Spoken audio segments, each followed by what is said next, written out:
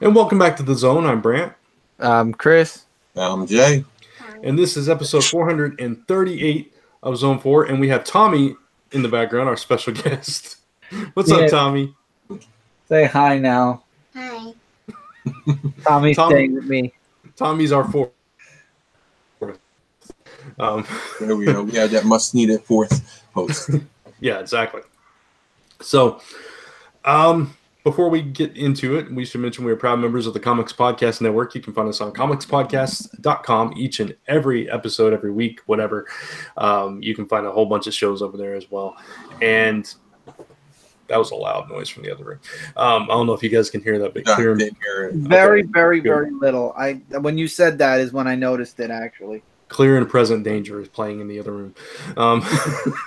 Anyway, you can also follow us on social media at Zone 4 Podcast on Facebook and Twitter. And yeah, I guess that's it. iTunes, of course. Go head to iTunes, leave us a review. Even if you watch the live video version of this, it does help us in the rankings over there. So leave us a nice review or, a critical review. I'd prefer a nice one. I think we all would. But whatever you feel like doing, I'm good. So, yeah. And if you'd like to, and I'll give you all these links again at the end of the show where we do our plugs and everything. But if you'd like to catch our Aftermath show, you can head over to patreon.com/Brant Fowler and catch that on Mondays. So there you go. All right. So, you know what I totally forgot to do was pull up my. Oh no! App. But that's okay. Because we can chit chat and shoot the breeze for a minute. That's how we do on this show. We'd like to thank Tevye, who's in the comments. Anybody else, if you want to pop in the comments and talk to us. I know SM Down wanted to talk to us a little bit if he tends to pop in. I don't know if he's going to make it or not, but I know he wanted us to address something. So once he shows up, I'll talk about that. Where am I going? Somebody else talk. I'm kidding. So, today, actually, it's real funny. I was looking into a Switch console. Today, 2 limited edition Switches were released. Okay, a little louder. You can have it one up. There was the Diablo 3 Switch that was released today because Diablo 3 was released. And to set everybody up for Super Smash Brothers, they released a special edition Super Smash Brothers. Both are $360, $300 for the console, $60 for the game. So, all right. None of them really. The Smash one, I feel like, left more to be desired, and you can get all that stuff separately later. The Diablo one's pretty nice with a some artwork on the actual screen, the back of the screen. So, if anything, I'd recommend the Diablo one. Not that I hate the Smash one. I just feel like you can get all that separately later because that's what they mentioned. Right. And, of course, there was the Smash Direct yesterday where they announced the last 2. I am just talking to myself. I'm listening to you. No, I know you're listening. I know y'all are listening, but I'm the only one that watched it. So I'm sitting here and I'm talking about something that See, talking to yourself is if we were ignoring you. What you're doing is explaining it to us. That's true. Right. And y'all don't care about it, but it's okay because, well, Brant knows Smash Brothers. Jay, I don't think you're too. I know Smash Brothers. I don't live in a cave. No, I didn't say you don't know it. I'm saying I don't live in a cave. You totally said I don't know them. You said I don't know you know them. Do you have Jay? I don't have a Switch. No, my nephews do, but that's right. I've actually played Smash Brothers before. Smash Brothers was on the GameCube, dude. It's Yeah. been around for a while. Yeah. Yeah, and I've owned every console up until the Xbox, the regular Xbox and PS2. And then my nephews have every console from before that, and I don't know what the first ones probably were that they had, the earliest one they have. But I know that they have all the latest ones. So they have the Switch, they have the the Xbox whatever number, the PlayStation whatever number. I don't know. Whatever they are. I just know their numbers now. I mean, I don't pay attention to like Xbox One is the most recent one. That's right, because Xbox One came out after the 360, which came out after Xbox, which makes no friggin' sense. Yeah, I know. and We had they're a saying the next one's gonna not even have a number. It's gonna just be called Scorpio. I'm pretty sure we had a whole debate about the numbering system of the Xbox on an episode of Hit Points at one point. We did. Probably. Yeah. That's funny. It's dumb. I don't know why they did. But anyway, Smash released their last two characters, which is going to be Ken from Street Fighter and I was going to say Barbie? no. And that was totally a joke. That was totally a joke. Come on, Barbie. Let's go, Barbie. Actually, I would support that. I would love to kick Barbie in Smash. But and they also released Incineroar, which everybody was kind of like, okay. I don't even know what that is. Yes, Sure. I do. You've done Pokemon cards. You should know who Incineroar is. Oh, a Pokemon. Okay, I thought it was like something completely different. Yeah, I don't think Brant knows Pokemon a little bit more than I do, but I don't think he's like, oh, that's Well, he got an Incineroar. I think. Yeah, But but it doesn't mean anything. I still don't think he thinks. I still don't think he's one of those people who goes like Incineroar number 139. You know, Yeah. I'm sure there's the evolution of blah blah blah blah blah blah blah blah blah. Now, if you were to ask me which year a G.I. Joe figure came out, I could probably tell you. But Yeah, it's like he knows them. I know some of them. Like I don't know as many as Chris does or Brant, but I know some Pokemon. Especially when like the first ones came out, I drew every single one of them for my nephew, and I drew every single one for kids at school. So like so I had like a whole bunch of like little ones I was doing up, and they would like go on the wall at school and all that. So yeah, cool. Yeah. Go ahead, Brent. Sorry, I was just gonna say. In the same vein of what we're talking about. Yeah, I was just gonna say I watched Pokemon with my brother, so I mean I knew like all the basic ones that they had at that time, so I know those, and then a few of them stick out, like all the Eevee, different versions of Eevee, stuff like that. But I know Pikachu. Yeah, Pikachu! Always Raichu. Pikachu. I really like the Smash Direct, and they also released for the first time ever. They're gonna have they actually released a song for Smash, like not one with like weird opera in the background where you can't understand a word. There actually is a song this time, and I think I've listened to it about a half a dozen times. That's why we need Ken from Barbie in there. He can drive her pink convertible. That would be a fun little thing. Ken driving Barbie's pink convertible, and the song would be "Come on, Barbie, let's go party." I mean, come on, perfect. There you go. Now that they're using licensed songs, there you go. That's true. I wouldn't mind. I mean, I'll kick Barbie all day. I mean, I'll kick him around the game all day. That's fun. I think Mattel sued. I think Aqua for that. Probably. That wouldn't be surprising. They said sexualized Barbie characters in there. I mean, they've reached into a lot of gaming franchises. I think it'd be cool to throw in one or two, like maybe Marvel or DC at this point would be cool. Yeah. I don't think they want to get into that licensing war. Probably not. No. I mean, obviously they'd have to reach out and get permission. No. I'm saying like no. Yeah, I'm saying like if you use a Marvel and a DC character together, it's licensing. Yeah. There's also that licensing, where Marvel probably won't let you. You have a DC and DC won't let you have Marvel. I would wish they'd pick one from. That's the hard thing though. You want some from Marvel, but there's so many from DC that would be so cool. There's the thing: if they put in a Marvel, then you're going to have the DC fans saying, "Well, what about DC?" Exactly. And if you have a DC, you're going to have the Marvel fans saying, "What about the Marvel?" Right. So just keep it. Yeah, it's better to just keep it where they don't want to get into that war. They're like, we're going to stay neutral. If we use a comic book character, it's going to be indies, and they don't mind if we use multiple. This is true. This is true. I'm sure Image isn't going to get mad if you use, like, of course they would still have to pay for it and all that. But I'm sure Image isn't going to get mad if they also use a Dark Horse character. Right. Same thing with Dark Horse. They're like, hey, that's promotion.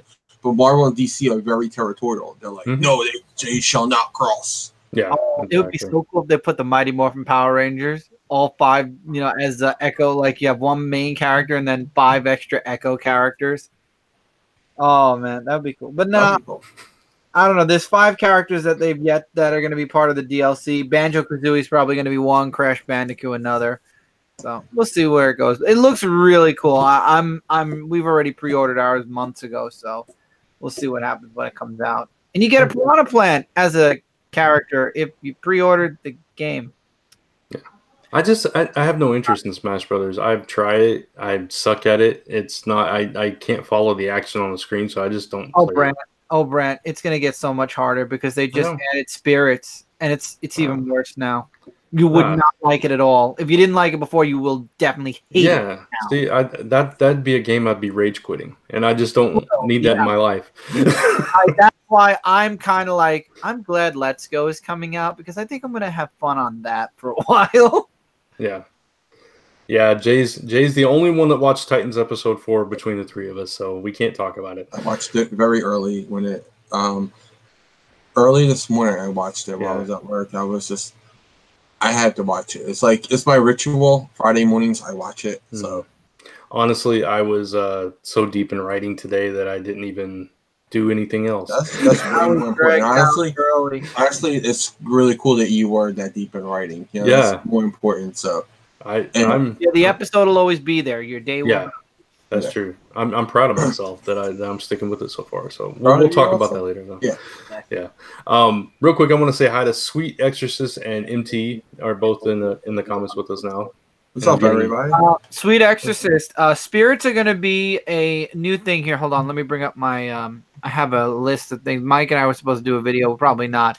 So spirits are going to be things you could attach to characters. They're going to be like enhancements for either attack, shield, or what was the other one? Grab. So they're kind of like there was a video game. I can't think of what it was. It was a fighting game where the Power Ranger game has it out where like you can call on other characters. They come in and they help you out for like a move. Yeah, they do have it. Like, you know, they come out, they'll do their move, and then they'll go back away. Okay. So it's probably something like that, Chris. Yeah, exactly. And it's going to be across all the games, like not just the. Oh, sorry, go ahead, Brent. No, go ahead. I was going to say it's not limited to the characters that are in the game. It could be like Black Knight from Shovel Knight. It could be anything. I don't hear it, Brent, by the way. Okay. I thought it might be on your end because you're not using headphones, but I don't hear it anymore. I'm watching my bar. I've been purposely watching my bar. It's okay. Quiet. It was just for a second, so it's kind of... Oh, okay. It might have been me then, and then it went away. But some spirits will have 3 extra slots, and you could have like your main support, and then that support can have additional minor supports. You can make it mix and match. You could send them back to the real world and you get tokens instead. There's so much. You could level them up, give them snacks. Some of them become elite. There's different rarities. You can only have one primary. You can send them to a dojo. There's so much with this, and it's surrounding the actual adventure mode for Super Smash Brothers Ultimate. So, when you guys were talking about the spirits and stuff, it reminded me. Do you guys remember the Maximum Carnage video game? I think it was for the Super Nintendo. Super Nintendo and Genesis both. Yeah. You could there was like you'd have like Cloak or Dagger or somebody like that pop in and do like a quick move and then disappear, that kind of thing. So it just made me flashback to that because I love that game. It's an old technique that's been used in video games. For that because it does go back to that. Did Mortal Kombat have that too, or no? Where you can call in something? No, I don't think so. There was you know what? Like that. I know what you're talking about. I think the first ones were like the X-Men game. You could do that with. Yes, you could. I think it was the X-Men game was the first one you could do that with. So sweet. I would definitely say if you get a Switch, get Smash Brothers. You might like it. The only thing that concerns me is when it comes to spirits. I would. Online, I'd like to fight vanilla with no spirits whatsoever. But yeah, he said he'd rage quit like you, Brant. But I don't like the additional spirit things. I feel like, especially if I didn't play the game a lot and somebody else did, and they got more spirits than me and they were better or stronger, it would give them the advantage, which wouldn't make the game as fun. So I hope when they do online, there's a way to disable or do matches without spirits. because I think it'll always give one person the benefit, no matter what. Or they just limit it to like, oh, you can only have so X amount of experience. Right. Yeah. So Like you can each have 3. Like Right. It's because most of the games is like you can have 2 apiece. Like most of those games you get 2. Well, we could just level cap it, like level capping it, so like everybody's at the same level no matter what, even if they use it. I don't think that's fair because if the other person earned their level by playing it, then you should, or just play someone who's at your level. You don't have to. Yeah, they did say they were going to do that. They did mention they were going to match people up according to their game progress. I like that. Like, I know it's not even comparison, but the mobile game I play, Cookie Run, it's like when you're in a trophy race, you're kind of competing against people at your level, and when you start scoring higher, they bump you up into a higher bracket. So it's kind of the same thing. Yeah, because I don't think like if I play a lot, and I earned my like level 125 or something, and Brant plays it for like 3 days, and he's only on like level 15. I don't think I should have to lower my level so I can play with Brant. I mean, I would love to play with Brant on a game like that, but I don't think I would just like random people. I don't think I would really want to lower my level and to go back just to play. That's why I'm glad that they did the matching. So it's like boxing. It's like boxing. You're in different weight classes. Yeah, exactly. Weight. Yeah. You don't want a heavyweight fighting a lightweight. That would be terrible. I'm glad they're doing that. It could be really fun. It depends on your interest in boxing. Sweet. It depends on like your. Yeah. It's like I want to see this guy get the crap beat out of him. Sweet asked if any of us are playing Marvel Future Fight. I am not. Not me either. Okay. I have Future Fight and Legends on my new tablet. I did the tutorial for both. I have not. Is that a mobile game or both of these mobile games? Both of them are free mobile games. Okay. Yeah. I'll have to check it out. I didn't know about them, honestly. Good. It's one of those games where it's RPG kind of related, where you go in and you do like, well, one of them is more like kind of Candy Crush or like Bejeweled. You solve both and it adds. Just play it and you'll understand. Yeah, there's a WWE game like that too. That's kind of like Bejeweled. Yeah. It's like the WWE game. Yeah. Okay. Gotcha. I have the Power Ranger game. That's it. And MT. I have. I would say any Mario game is great on the Switch right now. Any of the newer ones. Let's Go is going to be amazing. Diablo just dropped today. I'm actually considering getting that. For those that don't know, listening, that are not watching the video or paying attention to the chat, MT asked if there were any good recommendations for the Switch. Oh, I'm sorry. No, it's okay. I was jumping into the edges because I was thinking in my head what games are really good right now, and there are a lot of ports, a lot of games that are all across the board that are really good for the Switch, just like on a PlayStation 4 and Xbox One. Honestly, I would just say the Mario games are worth it. Kart, Smash. I'm trying to think of other games. I have The Legend of Zelda Breath of the Wild, #1 for sure. Fun story. Speaking of rage quitting and Mario Kart, do you remember this, Chris? About three years ago? I remember, yeah. Or maybe 3.5, 4, maybe even 4 years ago. We were still at the apartment, and we were playing Mario Kart online with Chris and Michael. And I was losing bad. I was like really bad, and I don't remember, but I remember me getting like really upset. At one point, I threw the control down and walked away. I was like just done. I was just like, I can't even pass any of you. I was just like throwing and walk away. I'm like, I don't know. I'm done. I don't care. I didn't see that one. I saw you guys play before. Oh no, we had fun playing with each other, but Michael had these tournaments he was putting together, and there were times where I was like right behind Brand half the time. I remember the tournaments Michael put together because I remember the last one he kept trying to put together. I don't think he ever did it. The last one, he kept saying it was like the major last one. You guys, we did it. You did it. Yeah, it took you a while though. It was like delayed for a bit. Because I know he kept saying it on the Frontline Live. He was like, and we're going to try to do the Ultimate Smash Brother or whatever it was called this week. I'm supposed to do it last week, and then the next week it would be like, we were supposed to do it last week, but we're going to do it this week. You're not talking about Kart. You're talking about Ultimate Smash. Yeah, Kevin kept either not being able to come over or we were doing something, so that kept getting delayed as well. Oh, yeah, he was doing tournaments for both. Tevia asked if any of us played Red Dead Redemption or Starlink Battle for Atlas for Nintendo Switch and PS4. Chris just ordered Red Dead Redemption. I have it. It's installed. I haven't played it yet. Jay doesn't game, and I couldn't tell you the last game I bought.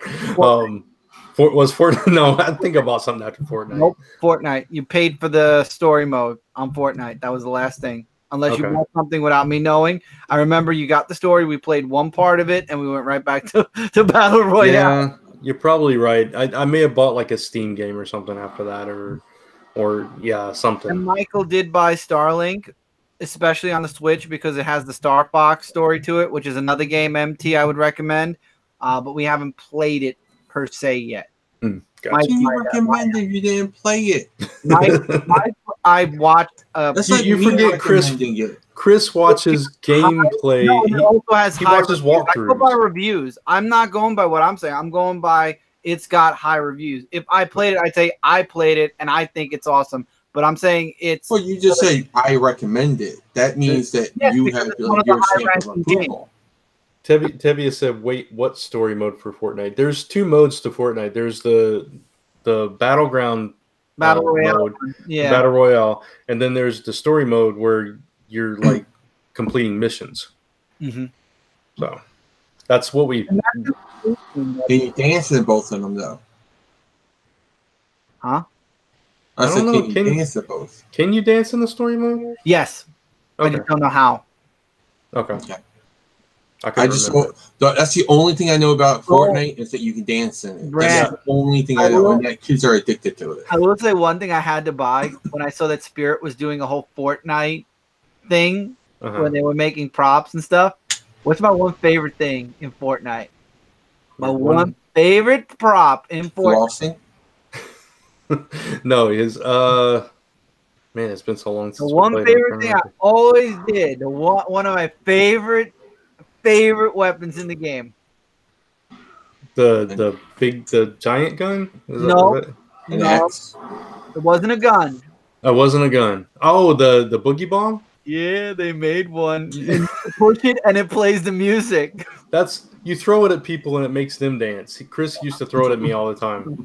I bought it. Spirit had it, and you actually can pull the trigger and it makes.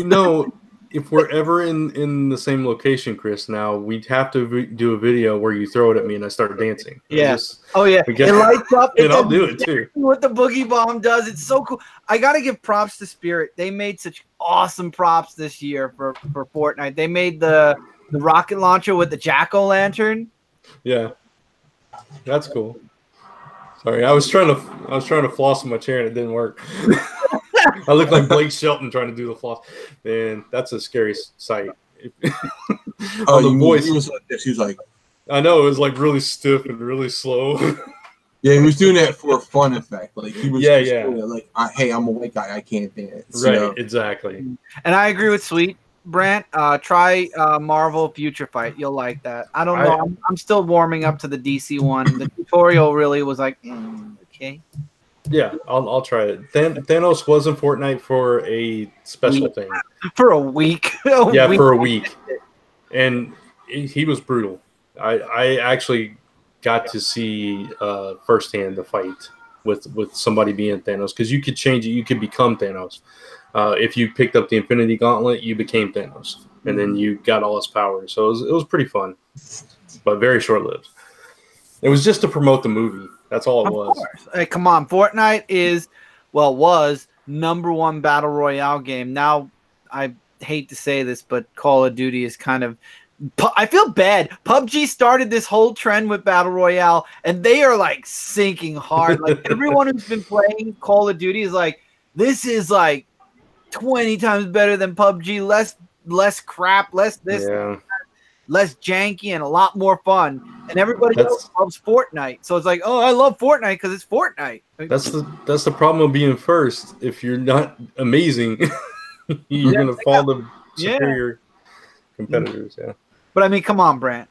Fortnite was always better than PUBG. I'm sorry. Anybody who likes PUBG, I'm sorry. I never played PUBG, so I mean, Fortnite was my first battle royale. So I did. I played it on the Xbox. It froze. It was buggy. It was and people on there were It was no.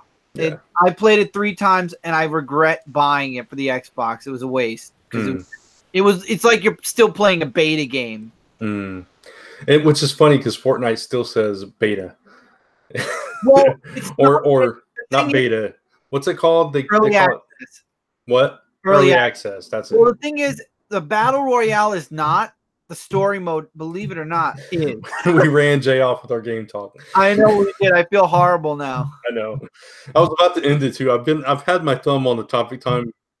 I'm sorry. I brought us into dark territory. It's fine. Now we gotta wait on Jay to get back anyway. So I don't know. I was, obviously with Let's Go Pokemon coming out, I was thinking about finding, on Nintendo they actually sell refurbished Switches and they're cheaper. So I'm either going to go with that or I'm going to see about that Diablo Switch with the special art on it. Yeah. Eventually, whenever we get a Switch, it will be when it's much lower. That's the only reason we didn't get one. I would say get a refurbished one. It's only 200 and change. Yeah. And it's from Nintendo, so if it doesn't work, you just send it back and get another. The thing is, I game so rarely that it's I have to really justify that kind of. That's what my mom was saying. She's like, "Well, how much do you game compared to how much you write and do everything else?" And it's like, yeah, but Michael takes everything, so it's nice to have my own every once in a while. Thank you, Sweet. Sweet says the tangents are awesome. That's what we're all about. That's awesome. We ran you off, Jay. We're gonna stop now. Oh no, I said to go get a Tom. I know, but this is a subject that we know you're not. We should talking was actually helpful because I didn't have to stop in mid sentence or anything. That's true. So I could do a pause for the cause. MT has a question. Then we'll move on. Anyone else think that Rockstar Games should make a Punisher game? Yes. If anybody was going to do it, I think they'd be a good contender to do it. Yeah. They would. Not sure what Rockstar is, and not Rockstar Games that makes Red Dead Redemption and Grand Theft Auto. Right. Okay. They do the open world kind of stuff. All right. Then it sounds a good pick for them. Since they do Grand Theft Auto.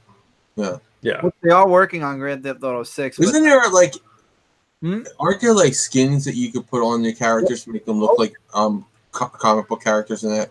Oh yeah, and there's mods you can put on if you have the computer version that makes them. Yeah, that's what I meant. Mods, whatever. I knew you were able to do stuff with it, create them different way. One plus on PC gaming over console gaming. Mod the hell out of your game. That's true. Yeah. Sweet says wait for Black Friday deal for it, Brant. Yeah, that's a good idea. Also, Black Friday, you'll get it for like 200. Yeah, MT says Black Friday, that's suicide. No, see, MT, I do my Black Friday on Amazon. That's how you do it. Cyber Monday. Yeah, and Cyber Monday. Yeah, exactly. Oh, yeah. Well, Amazon does both, so it's kind of like both worlds. Exactly. So I think I'm the only one that's actually done I've done both sides of Black Friday too. I worked Black Friday at Kmart, and I shopped Black Friday. So. My cousin works at Best Buy, and he's done Black Friday a bunch of times. I have never once gone out on Black Friday. I never would, and I've done it when my nephews were younger. Lisa has. Her and her family did. My family always went out too. I don't like it for me. Like I never done it for my stuff. I went for my sister-in-law. I went with my sister-in-law and my brother to buy toys for my nephews from them. Yeah, I've never bought because I'm done. Like I'm already, my stuff's already done. Like I'm not one of those people like the rest of the people who. I'm this anti-stereotypical guy who waits to December 24th and it's like, what's left in the bins? Like I'm done. I'm just already done. I don't have to worry about all that last minute. Jay just described me. I'm that guy. I don't like being that guy, so that's why I like to get everything done early. I don't either, but we've established that I procrastinate a lot. You know? And you got a lot on your plate this year. So this year especially, you got a big excuse. So yeah, that's true. But we're doing the draw names thing this year. And I've only got one person to, well, I'm going to buy something for Lisa, my mom, of course. But other than that, I've only got one person like in the family to buy for. So it's a little less stressful this time. And it's her brother, and he's a geek like us, so it's going to be easy. Yeah, it's hard when you get someone you're like, yeah, what do I get that person? Yeah, I was so glad I didn't get her dad. He's hard to some shop people for. are really hard to shop for. I mean, there are. Yeah, like my mom's hard to shop for too. Yeah, my brother's a hard to shop for person because he likes a lot of things, but he doesn't like anything that you really buy things for. Like you know, like his interests are like the Discovery Channel, you know, like the History Channel. Easy, like, you just get him like Planet Earth or something, and you're good. No, because he doesn't really watch like TVs and stuff like that. Like he's not. I'm going to sit down and watch a DVD. He'll be like, it's just like if it's on, he watches it. Gotcha. Yeah, that's hard. The only thing I know that he's watched on TV recently is The Walking Dead. Him and my sister-in-law binged like the whole 6 seasons before they got into season 7.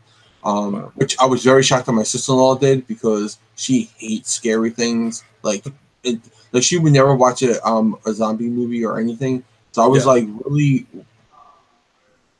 shocked. Like when she told me she was watching it, I was like really shocked. Yeah, that's like the last thing I think that he like watched like that. But my brother is just he doesn't like he likes cars, he likes sports, but he doesn't collect anything from them. Like so he's like. It's like very hard to shop for him. It's like you gotta work very, very hard to get my brother something that he'd be like, oh wow, thanks, that's so cool. I think the last thing I got him was that it was in that area. It was Bruce Lee's complete collection. That he watched the DVDs of though. That and I got him the 2 Eddie Murphy live concerts that he did, comedy concerts, Raw and Delirious. My brother loved them growing up. We both did. So I actually, that year for Christmas, I bought him them and I bought me them. I bought myself them because I was like, I'm not going to have you have them and me not have them because I love those just as much as you did. Yeah. That's my cool. brother is the easiest. My brother loves a lot of retro games and a lot of retro stuff. So between that or Nintendo. He's a collector. Oh, yeah. Like, see. Oh, go ahead. No, I was just saying, collectors are easy to buy. You know what they like, you buy them what they like, you know? Oh, yeah. Plus, I mean, you live with him, so you know what he has and what he doesn't. Yeah. This is true. And we kind of share the same likes. He's a little bit more retro than me, but we kind of enjoy the same things. So I just think of what I would enjoy that I know he would enjoy, not what I would enjoy, period. But, yeah, there's a lot of stuff that we cross on. We used to. Now he's kind of more retro. I'm more modern. Yeah. Gotcha. All right. So that was the video game portion of Zone 4. That was the hit point segment. MT says Jay must really like Danger. Talking about Black Friday and all that. Dude, I worked Kmart's layaway Christmas time. Oh, that's dangerous. Yep. I remember this. That's dangerous. I worked there was a week, like the week before Christmas, I worked I think it was 12 days straight. And we literally worked like 20 hours a day or plus. Like that, like you think I work a lot now, like that week, I don't even know how I survived that week. Like that like 10, 11, 12 days before Christmas. I don't even know how I survived it because I would literally come home, take a shower, get like 10 minutes sleep, get up and go back to work. Like that was it. Like it was crazy. You know what that sounds like to me, Jay? It sounds like a crisis. Yes, it does. And that means it's topic time. It's topic time. All right. So our topic for this episode is Crisis Management Session 2. We're talking Heroes in Crisis number 2. I know you guys have been waiting for us to talk about this, but thanks for participating in our tangents and enjoying them because we enjoy them too. Because we just we indulge in them. We love doing it. We love talking. Chris is waiting on the Nintendo 64 Mini. Okay. Yeah, because if I was interested in the PlayStation 1. Yeah. No, I know. That's the last thing I read. So. Anyway, so Heroes in Crisis #2 came out this Wednesday. We're going to talk about it. So I don't remember, Jay. Did we do full spoilers on the first one? Yes, we did. Okay, so let's get our warning in there if you got it pulled up. I will get it in just 1 second. Okay. It takes me 1 second to do it. Because we will be spoiling it. While I was looking for it, do we want to just talk about the whole book? Do we want to talk about portions at a time? How do you want to attack it this time? Well, we last time I think we just did it all. We right, just did it all in one go, right? Yeah. I thought so. Yeah, I think we even jumped around a little bit. We did. Yeah, I remember. it's totally non-linear. But Yeah. Here's your spoiler warning, people. Louder. There you go.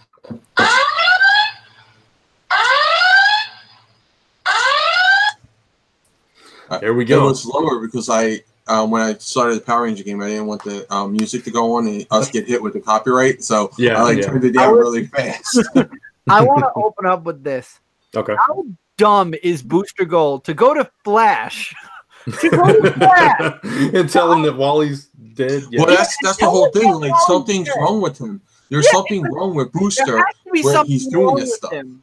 I mean, he's so cool and calm about possibly being a murderer to half a dozen people. I'm telling you, what happened to him in that Batman book just messed him up. Or before that, because it was messed up when he did that. Oh, that's true. Yeah, because that was like I'll just change your whole life, Batman. That'll be a nice gift. Yeah, he had to be messed up. Booster is really losing it, but he tells Flash, "What do you think is going to happen when he finds out?" The whole time he's like, "Don't stop, no, stop. No, he doesn't know. Skeets, stop." He's like, "This is not a good idea."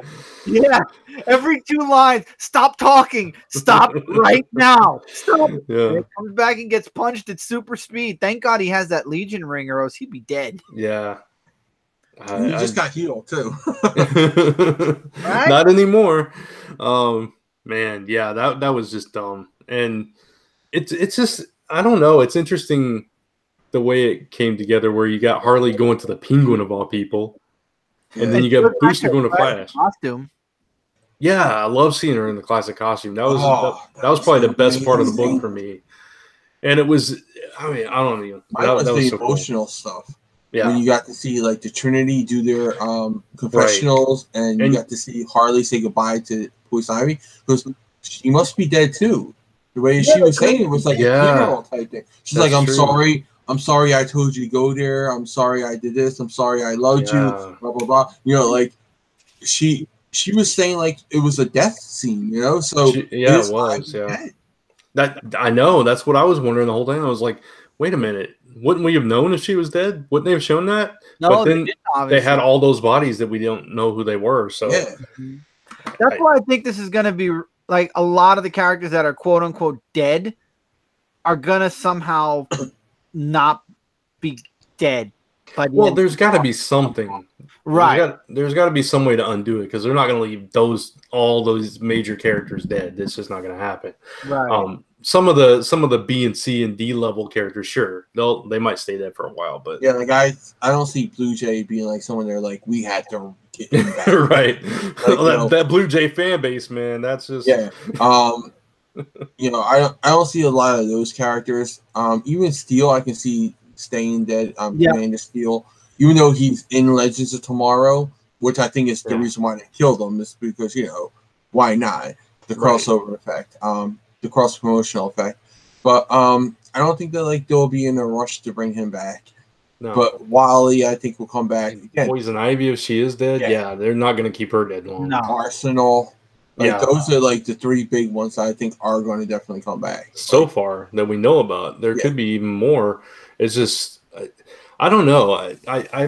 I know some people. This is one of those series that's kind of polarizing. It's either you hate it or you really like it. Well, and I did too. We know Kyle isn't going to die because Kyle's showing up in Titans and taking Dick's spot for a time. So Kyle, Green Lantern, anyone who was freaking out, don't worry. Well, I think we're done with those 6 people now. Yeah, those 6 people. It said one of these, and we got that one. So. Anything beyond that is just shock and surprise and what's going on. And again, it's that mystery aspect of it that I enjoy so much. But also, like you said, Jay, the confessionals, when you realize even the Trinity is using it for their mental health and stuff like that. Yeah, Batman's one where he's like, I taken people as my sidekicks, as my partners, I train them, they become my family, and they die. Like that was emotional. Yeah, Superman saying how hard it is to try to be perfect. He doesn't know where him and who he really is. Is he more Superman? Is he more Clark Kent? That is the first time. Yeah. The very first time that I honestly see a legitimate reason why Clark Kent would be a mask also. That's the very first time I've ever saw a writer really get down and psychologically break it down. Yeah, because other than that, it's like, oh, he has to be fake because Superman's so cool. No, this is a legitimate reason. Tom King made a real emotional, psychological point in making him like that. I love how he's like, is Superman Clark Kent trying to prove trying to be better? Yeah, or is Superman trying to be flawed by being Clark Kent? Yeah. Whoa. I love that. Yeah. That was a powerful scene. I agree. All three of them, but I mean, yeah, especially Superman and Batman's, I think were really powerful in that way. And then I liked Wonder Woman's was how strong she was. She was like, I learned to just bite my tongue because bite my lip because there's people out there suffering more than me. I love that. Like I thought that was like a raw thing. Yeah. It's like it just shows King really gets these characters. And I also love the scene where they're like, "Come on, Batman! You got kryptonite on your belt, and you got it. Contingency plan and stuff." And he's no, I don't. No, I don't. And then Harley puts the lasso around his neck and is like, "Yeah, it's in my belt." I saw Superman's face, like, really? Yeah, I know. Which he never carry. I just want to say this: he doesn't carry it in the third pocket from the left. He usually carries it in the belt buckle. Saying because it's the most covered. That's why because he says it's the most thick part of the belt, so you can actually cover it in lead instead of the pocket. Yeah, but he did specify it wasn't. Yeah, it wasn't. It wasn't the case. Yeah, he did specify that, but it's normally in the center of his belt. And when Superman actually does carry kryptonite too, he carries it in his belt buckle too because it's protected by lead. So like if he's going after Zod or something, he will put a piece of kryptonite in there to surprise. He's done that before. Even so, though, I mean, not to be blue, but I wouldn't put it there. I wouldn't put it there. The one thing that hurt me, put it down there. No, either one of them. I mean, Lex Luthor got cancer from kryptonite. Yeah. I would exactly. I'm surprised there's a Damian because Batman's been walking around with that kryptonite for a while now. Like that's true. No, that's true. Well, Lex Luthor didn't exactly cover it in lead. He had it more exposed. Also, maybe the lead kind of cuts off the radiation. Here's the thing, though. Shouldn't Superman, like, if I was Superman, I would just like X-ray Batman, like every time I see him, see if there's any lead spots on him. Right. And that's this whole thing that's covered in lead. And that's like Batman, and it would be a very Batman thing to do, cover everything in lead, so it can't be X-rayed by Batman. That's true. So exactly, that would be a very Batman thing to do. Just paranoia. But I love that scene. And it makes you wonder: did he really tell the truth about the recordings? But were they immediately deleted?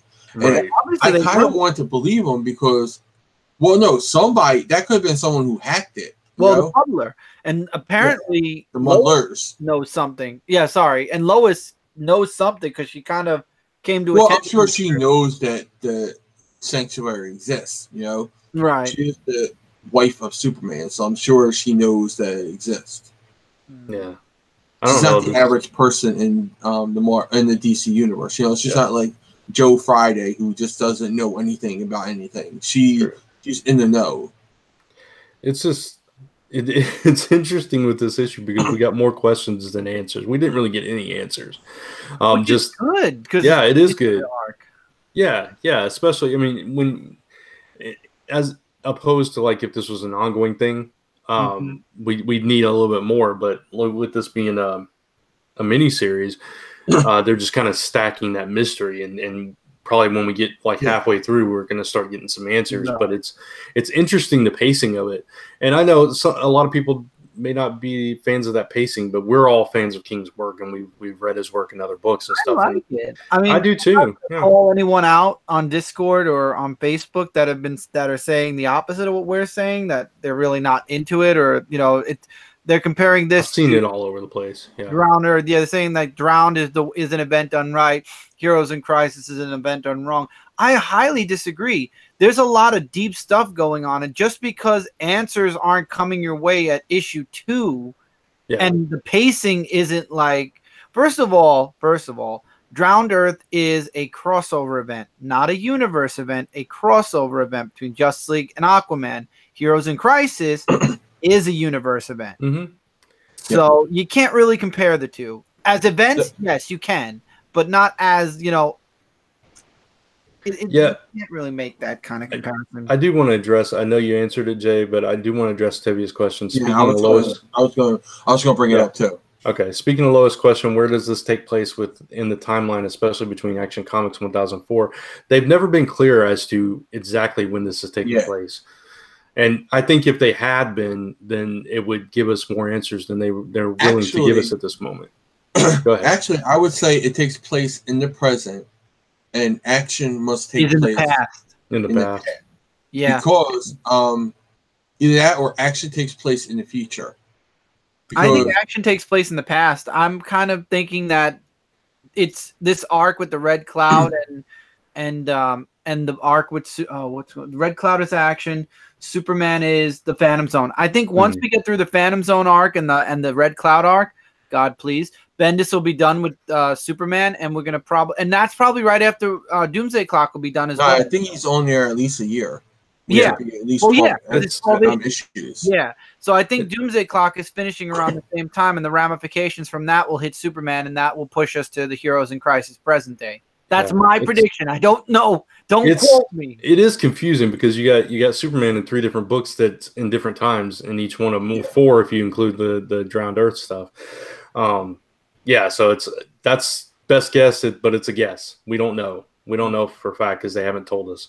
And we don't know if Bendis is leaving after a year. Yeah, but we know this is like in the present because think about it. Roy and Red Hood and the Outlaws agreed for not Roy, Jason. Wally, Jason, death. They acknowledged it in the Titans, book.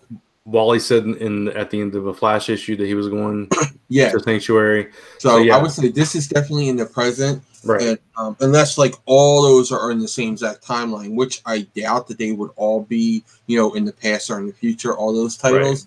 So I would assume that they're all in the present. Right. And actions either again in the past or in the future, because it could have been before she left. This could have been easily before Lois left because she's still working at the Daily Planet, or it could have been after she came back and went back to work at the Daily Planet. Yeah, so we don't know either way. So it's either before or after Crisis. I agree. It's confusing. We've got like Doomsday Clock going on, which we don't know where that really lies. We've got all the stuff going on in the main. No, that we were told takes place in the future. Oh, right, that's right. That we know. We were told about that already. Right. Yeah, we were told that that's taking place in the future, and the rest of the universe is going to catch up to that. So we already know where that is at. You're right. That's I forgot about that. They had to do it that way because they knew it was going to stretch out. Yeah. They didn't know. Like they can't just say, "Oh, this is happening today," and then have everybody else try to play off of it. Especially when it went to like bi-monthly, because that would have killed every book in the DC universe. So they were like, you know what? This takes place in the future. I said in the future, and then afterwards you can catch all the books up to it. It's easier to play catch up than it is to, this is delayed, so now we can't say that in this book because that doesn't happen to the next issue. Well, wait a minute, it just hit me. Heroes in Crisis must be present day because, maybe not with action. No, we just said. We just said Green Arrow. Heroes in Crisis is present day. Yeah. Because other books Other books right now are Superman only. Right. Never mind. Yeah, other books right now are showing the effects of Heroes in Crisis. We saw that Roy was dead in 3 different books. We saw it in Green Arrow. We saw it in Red I don't Hood. understand why Bendis is having a hard time. Red Hood and in some a status quo. What do you mean? in present, like whether we don't even know if he's writing a story. We're sitting here debating: is it the present? Is it the past? Is it the future? I mean, well, I mean that just could be, he doesn't want to tell us, or he just had a specific story he wanted to tell, and they were like, okay, well, off from the universe. His books are just that story. Period. I think Tom King knew what he wanted to do. I think Bendis is like, I think it might be in the past just because of what's going on with Superman and other books. He doesn't want to step on toes, especially as the new guy. As the new guy, you never want to step on toes. So if he does it in the past, you can say, hey, this is what's going on. This is what happened. Right. Then, if they did say that Doomsday Clock's in the future, Lois is in the Daily Planet again. So it has to be action, and it's okay. Shut the door. Thank you. It has to be, that she goes back to the Daily Planet. MT had an interesting question up above that I missed. Let me see, because it just scrolled away from me. What if they're actually clones and the real people are locked up somewhere? That's something that's interesting to think of. That is something interesting to think of. I think Batman, though, would know the difference when he autopsy them, who's a clone and who's not. Just because it's Batman, I think he will go deeper than a normal autopsy. And Superman, I think, really did give him one over. It would be interesting if they were, though. Especially, again, with Wally. Because a lot of people are really pissed about that. I can see that. I can see, alternate universe maybe also. Like maybe they taken away. But again, I think a lot of this is going to be fixed in after post Doomsday Clock. I think a lot of it will be fixed. It's going to be interesting to see how they wrap it up and tie it all together. Sweet says, "Oh, go ahead." I was just going to say, Sweet said whatever's happening in Drowned Earth and Heroes in Crisis is also going to tie into Kelly Sue DeConnick's Aquaman. Yeah, well, I don't think so much Hero in Crisis. I think it's just going to be Drowned Earth because it's going to be where all the dead sea gods are. So I think that's more in Drowned Earth is going to tie into it. So what were you going to say about MT? Oh, MT said Bendis and continuity. He does, this is true. He does know continuity. I would say that. He just that I think with Marvel, he got to the point where he created continuity for them. And then he got to the point where he was like, if I can create it, I can undo it. That's the level of control he had over there, which he does not have at DC. So but he tried. Yeah. We'll just say no, I'm just saying. I think it's just like Marvel, because in the beginning, Bendis was really good with continuity. He would play off of it. He would do a good job with it. And then there was a point where he just made up his own stuff, and then there was a point where he didn't even care about his own stuff. By the end, he didn't even care about his own continuity stuff. He was just like, I don't care. And I just think it's because Marvel was like, hey, you're our big guy. You can do anything you want in these books. We don't care. Pretty much. Yeah. And I think DC is like, nah, you're playing in our yard. You got to play with, you got to put our toys back the way that we had them. Right. I think they give him a little bit of rope, but at the same time, they're going to make sure they wrangle him in before he finishes off with Superman. Yeah, I think DC has that thing, where Jeff Johns is like, especially during Doomsday Clock right now, because they said it with Rebirth. Jeff Johns laid out a 2-year or 3-year plan for everybody. This is where we want to go. This is what we want to do. I'm sure they expanded it once Doomsday Clock got pushed back and all that. They were like, we got to work it out to this. So I'm sure they're counting their, they're setting their things up. They're making sure everything's set right. And I don't think they're going to let Bendis go, oh, go ahead, do what you want. We don't care. Yeah, that's one positive that came out of the whole New 52 thing is that right now, at least, DC's continuity is back. It's back. Even though there's instances like the Superman books we're talking about where we don't know exactly where things fit in, overall, their continuity is strong and solid all throughout their line, whereas Marvel's is completely wibbly wobbly. Yeah, Marvel's got the timey-wimey stuff going on. Yeah, which is what DC's was before New 52. It was all over the place. Well, no, before New 52, I think it was set. The New 52 happened, then it was like, where does everything go? Like I think right before New 52, I think Jeff Johns was still in charge then. I think he had pretty much it all under control. I would say after it is when it all got like New 52. That's when it all got confusing. I don't know. I think they had so many things that they were trying to, because they had like gone here and gone there and gone, and they had all these different things going on before they relaunched the universe. I thought, I thought it was pretty confusing, and I thought at that time Marvel had a better handle on their stuff, and then it just kind of flipped for me. But then again, I wasn't reading a whole lot of DC back then, so. Anyway. I agree. I don't know. I just feel like Marvel kind of lost the way, and DC, they fixed themselves when they did Rebirth. Yeah. Yeah. I called out my favorite, like my standout scenes, which were the Trinity's confessions. What were your guys' standout scene or scenes? I think definitely the Harley getting back into her costume. That was, just visually, that was just a really cool scene for me. Loved it, dude. And I don't want to step on yours because I did really love those confessionals, but I also like. You loved them. Just loved them. I love the stuff with Booster and Skeets, where Booster, like, Skeets is just trying to reason with him, and then Flash finding out about Wally, and just that whole emotion, scene. that emotion, that scene, like you can just feel it. That's what I love about Tom King's work. It's so emotional. Like you feel the emotion. It's so real. Like, and you can, because what he does is he's using real experiences, but putting them in a superhero framework. Yeah. So I like that. Like he's using PTSD for war vets and putting it into the framework of a superhero, which is awesome. And you really are feeling that human emotion, which you don't really get that often in comics. And I love that. I thought it was great. Yeah. It's and again, I think he's one of those writers that you either really love his stuff or you really hate it, and there's like no in between. And I really love it. Ever since Vision, I've just loved his work, and I am eventually going to go check out Miracle Man because I didn't really almost over this. Just one issue left. So I'll probably wait for trade on it. Yeah. Okay. Mr. Miracle. I never read it. It's psychedelic, and I'm waiting for the last issue because I think the last issue is going to prove what I hypothesize about the series. I'm not going to spoil it. Speaking of psychedelic, just a tiny little tangent. I saw today that in the Elseworlds crossover for the DC TV shows, Psycho Pirate has been cast.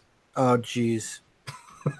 It fits because he was a part of the whole Infinite Crisis. So yeah, or Crisis on Infinite Earths too. Yeah, he was part of both. He was in both. Yeah, so interesting implications there is all I'm saying. Welcome SM Down to the show. Yeah, what's up, SM Down? So yeah, any other questions or comments or anything you guys want us to talk about? Well, this is a good point. But what about yours? What your favorite scenes in the book, Chris? You guys covered them all between Barry and especially Superman. Superman's I felt was deep and a way to end the book. I just don't see how people aren't enjoying this. I mean, look, everybody's gonna love a book, everybody's gonna hate a book, right? But I don't see that this is a slow burn or a event done wrong. And one person in the Discord was like, I just feel meh about it. And again, this goes back to writer's preference. I really feel that this is a really good event, and you don't know who did it. Because Harley believes she might have done it, but no, she thinks she might have done it, but believes strongly that Booster did it. And Booster said he saw Harley do it, but they both said they saw the other person do it. Yeah. So who did it? We still don't know, but Booster admits it to Flash, and Harley says, I was there, people died. I don't know why those teeth were in Steel's throat, but Booster did it. Remember this, and she disappears. Yeah. It's just, I love that aspect of it. And I had, even after the first issue, several of my friends were just like, this is crap. And, it's a crisis in the story and stuff like that. And, that's fine. If you didn't get into it, that's fine. But I realized real quickly that these particular friends typically like stories that I don't, and vice versa. So, you know, if it's not your type of story, it's not your cup of tea, whatever, that's fine. That's like me in not Infinite Crisis, Infinity War. I'm just not feeling that event at all, really. That's more jumbled for me. This Yeah, is more linear. This is more methodical. In Infinity War, I thought started strong and started getting weaker and weaker. Well, it's a normal Marvel event book. Exactly. That was my point.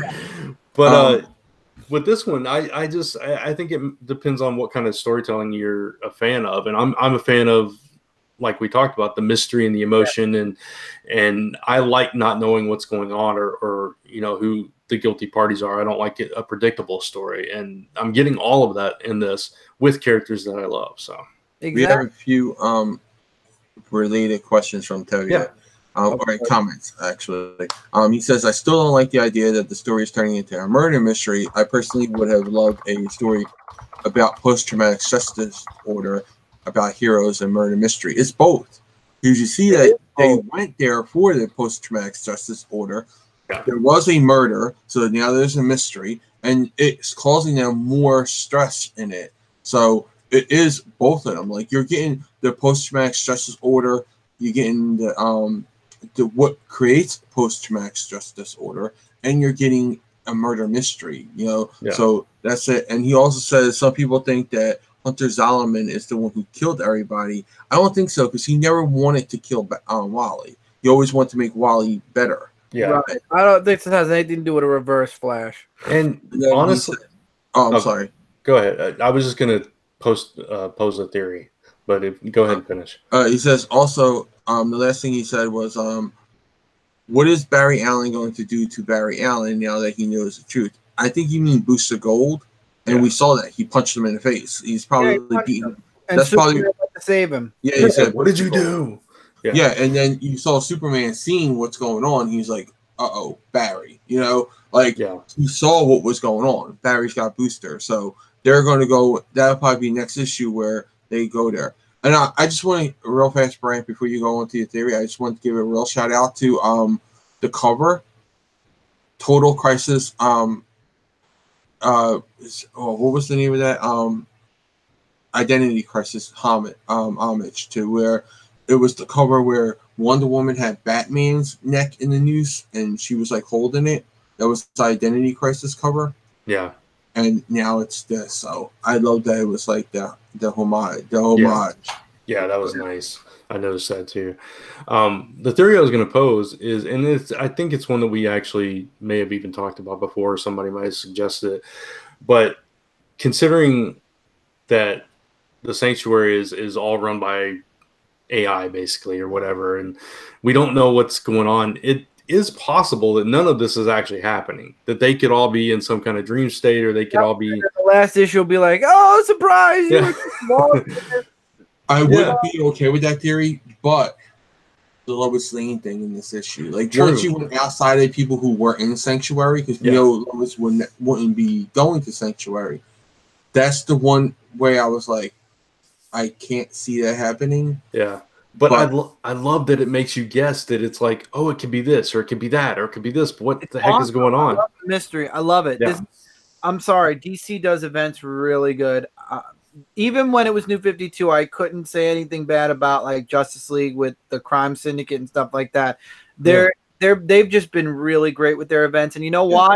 Because they don't do 3 events a year. You know, there are 3 events. Okay. We're not going to get into that again, but yeah, you're right. Two going on right now. Are build up. They build a lot of it up. I would say right now DC currently has 2 events going on, because you got Doomsday Clock and you have this. So but Doomsday Clock was delayed. It was supposed to be over by now, to be fair. Yeah, but I'm saying, well, no, it was supposed to be over. Yeah, this month it's supposed to be over. Yeah, this month. Yeah. So it's just poor management as far as the time. I just think it's a quality thing. I think they don't want to change artists. Right. And they want to keep it Gary Frank. And they want Gary Frank to do his best work. So they're letting him catch up to it, which they should have done. Thanks for reminding me. There was one event I didn't like from DC. Metal. Yeah. I think that was that was like a bipolar. That was a polarizing. It was. Like people either liked it or they hated it. I don't think there was like Bipolar might be accurate as well. I don't know. It was it was all over the place. Yeah, no, I think I was the only person that's in the middle on that. Like, I hate it. It was like I was in the middle, and then everybody else either hated it or they loved it. Like, I mean, I don't usually quit events when I start reading them. I read them through, even if I'm not enjoying them. That's just the way I do. I quit dark metal. I couldn't finish it, and that was a huge thing for me. It was like, man, this just, for me personally, it sucked, and I hated it. I think I made it 3 issues in, maybe, and I then can see why people did it too. Like, I can totally understand and get why people quit that, but and I can see why people hate it. I can see why people loved it. I was just like, it's the middle ground for me, because I do think Scott Snyder goes a little bit too Snyder scientific with it. That's what he's doing in Justice League right now, and it's kind of giving people. He goes Snyder science. DC's Hickman, totally. Because like there's science, and then there's Snyder science. Like it doesn't really fit into what's real science, but it's like, I mean, I like Snyder. I loved most of his Batman run. I really enjoy his work at times, but that, for whatever reason, did not connect with me. Yeah. Go ahead, Chris.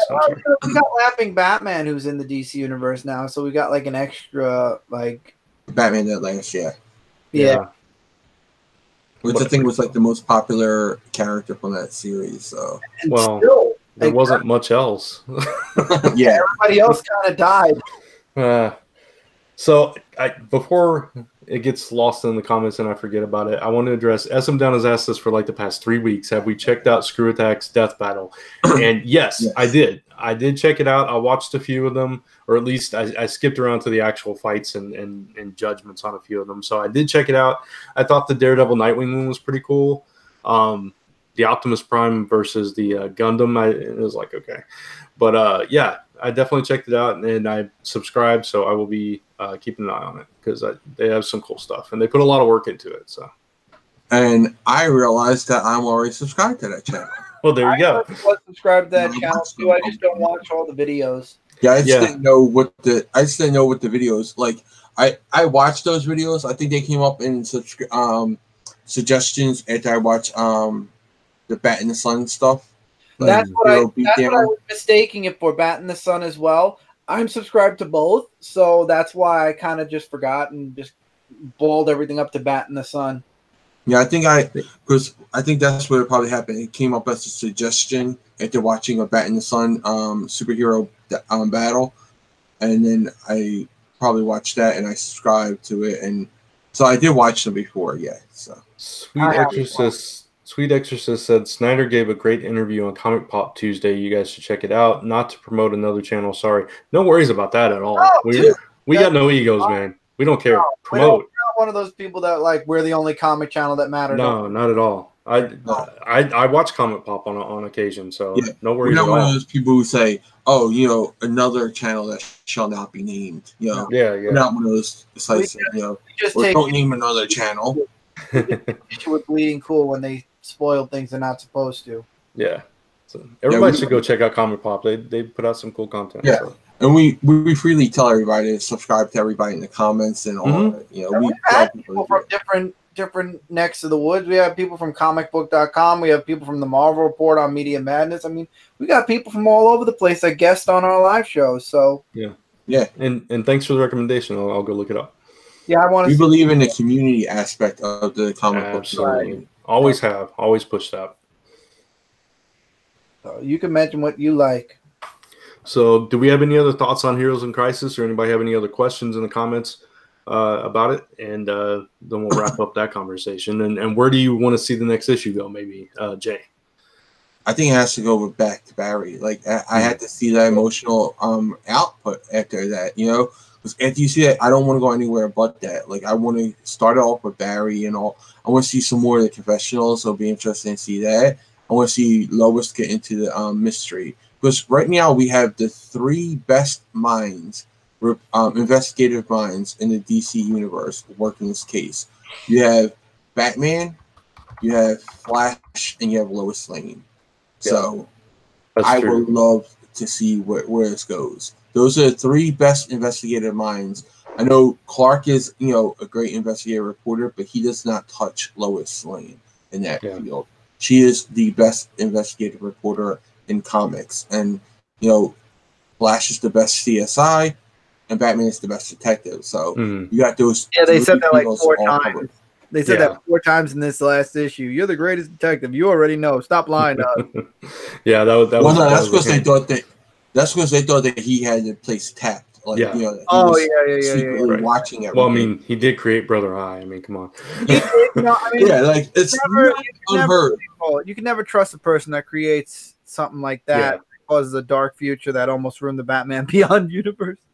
Before you go, Chris, MTS, who do you think will go to Sanctuary in issue 3? I think if it's true to form of these first 2 issues, it's going to be somebody unexpected, somebody we're not really thinking we're going to see there. Seen lately, maybe. Yeah, maybe. I don't think any more villains. No, I think that would be a little bit too obvious. Maybe I'm trying whoever's to think, in issue, huh? whoever's in issue 3, bring somebody else like outside of who we've seen so far. Well, yeah, that's what I'm saying. I'm like, we saw Poison Ivy this time. It's like, okay, well, that just came out of nowhere, and it's okay. I mean, it makes sense because Harley was there too, and she's kind of one of those in between characters as well. Yeah, I'm trying to. and Poison Ivy are both like those. They're villains, but they're not villains. Because Yeah. even Ivy, she's never really been a real villain because she's always been like an eco-terrorist, I would say.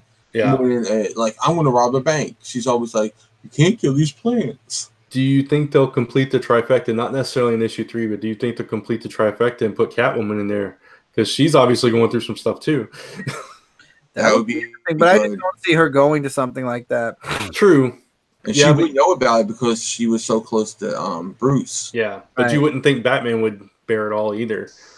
True. Yeah, like that was the big one when you seen Batman confess. Yeah. That's a big shocker because he's seen as this nothing bothers me type character. Yeah. So I don't know. That's interesting. I'm trying to think of anybody that's like going through like that post-traumatic. Think about the Titans. I think a lot of the Titans you got to think of. Yeah, that's true. That's a good But point. no, I think they wouldn't be it afterwards. Like they would be it now. Like they would be in that. Yeah, after finding out about Yeah, Wally. That's true. we know Dick isn't because Dick is in another book right now. Right. So he already got shot, so we know it's not him. Dick's limited to Nightwing for now until we get him back. How about Hawk and Dove? That would be something. Yeah, that's a possibility. Or just one of them. Yeah. That would be interesting. There's so many possibilities you could go with. It's hard to narrow it down. I could see Hawk because he has anger management issues. Yeah, that's true. That's a really good point. Yeah, and then they could bring in the female Hawk again because Dawn's sister. Yeah. Yeah. I don't So- know. I hope issue 3 we get more with Booster and Barry. That's what I'm hoping for. Harley kind of looks like she's kind of falling back to her not anti-hero, more leaning towards the villain side or the crazy side at least. So obviously we'll see a little bit of her. I think the story is truly following Booster, the Trinity, and Harley. So we're Yeah. gonna see all 3, I think, again. But I'd like to see more of a focus on how'd you do it, Booster? Yeah. Harley do it.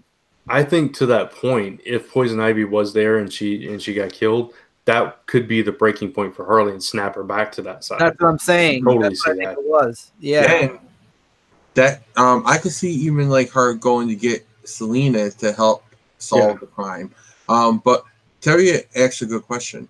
What about the Super Sons? With both John and Damian Wayne, would they go to the Sanctuary? I don't think so. I don't think neither one of their parents would like let them go to like that place. They would rather just be like, if they were to that point, they would just say, "You're not being a hero anymore."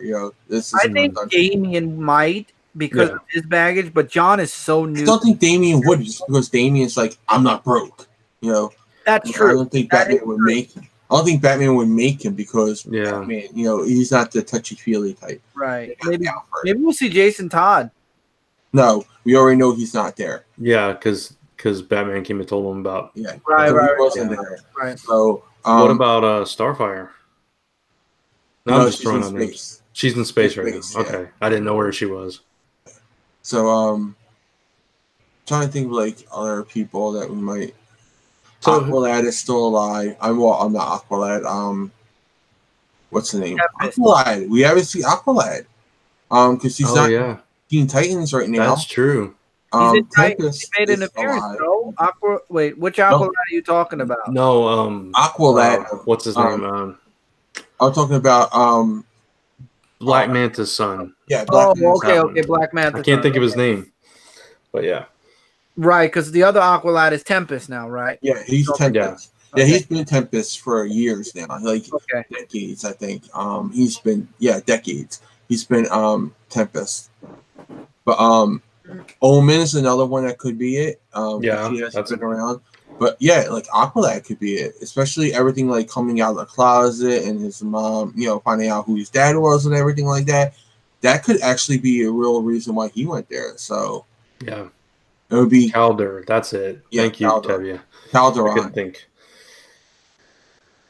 Yeah, so many choices. It's going to be interesting to see. And I just Jackson Hyde is his real name. Yeah, I just hope it's not delayed again. Well, this one was only delayed 2 weeks, right? Yeah, I know. Yeah, it's still. Mhm. I was like, I had it mapped out, ready for Zone 4, and then I was like, wait a minute, it's not out. Where's the book? Yeah, no, it's cool. I just don't want it to be another Doomsday Clock if it starts getting later and later. They clock this. I think they have the story done. I think they're just fine tuning to make sure it stays. Yeah, Tom King. I mean, he's usually on time with this stuff. So exactly. Yeah. Tevye asks, "Where's Tim Drake, Robin?" That's a good question, Tevye. Go find out and let us know. Well, one, Chris. he left with Stephanie Brown, right, and they went away. And two, he is going to be in Young Justice, so I doubt that they're going to do anything to him. Man, I don't know. There's, I mean, you could think of a bunch of B and C level characters, but as far as like main ones, it's hard. Aside from the ones that have been mentioned, I'm sure there's probably people we're not thinking of. Yeah, because we don't know like where people are since like before Rebirth. Like there's some characters we don't know where they are, where they stand in Rebirth. And like, there's some books that I'm not reading that I don't know like what's going on with them. And I mean, Jay probably would, but Jay knows everything in DC and Marvel right now. Yeah, like I'm trying to think of like characters from Green Arrow. Green Arrow. He's okay. Black Canary is okay. And Miko is okay because she's in Teen Titans. So we know those three are okay. We don't know the standpoint of Connor because he hasn't been introduced in Rebirth, so we don't know, and we never mentioned him, so he doesn't exist yet in DC Universe right now. But yeah. Interesting though. It's gonna be fun to watch it play out and see what happens. Mm-hmm. All right. Jaime Reyes, Blue Beetle. Yeah. Wallace West is in Teen Titans. Yeah. Yes. Hey, maybe Animal Man. We haven't seen him since the New 52. That would be good. True. He had some real stuff go down in his real baggage family. Yeah, that's true.